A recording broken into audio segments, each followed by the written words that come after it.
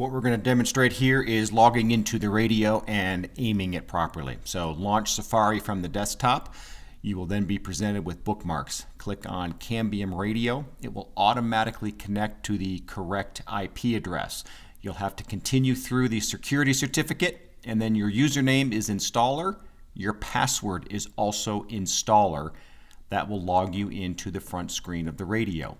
If you are connected to an access point, you will see some colors down in the lower right corner, none of which should be red. Click on Tools, then E-Align on the left-hand side of the screen, and this will now show you your status bar for signal strength. So at this point, you're going to begin to aim the radio left, right, up, and down until you get the strongest signal possible in that bar graph.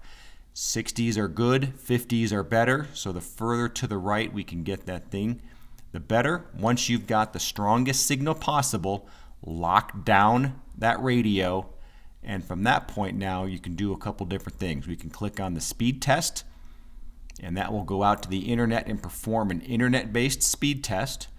I would recommend once the map loads, click on Denver as the closest server, and it will run through a true speed test right now depending upon network connectivity.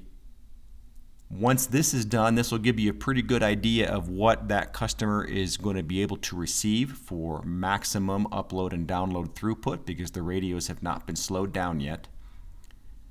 And when this wraps up, we'll show you how you can do an internal radio speed test as well, which will let you know that if there's any kind of congestion on the network and really what the maximum speed that radio is going to be able to sustain with the tower it's connected to. To do it from the radio itself, you would go back over to the left and click on the wireless link test. I tend to do a medium with a 10-second duration. Click on the Start Test button, and now what this is doing is simply a UDP packet speed test from this radio to the tower.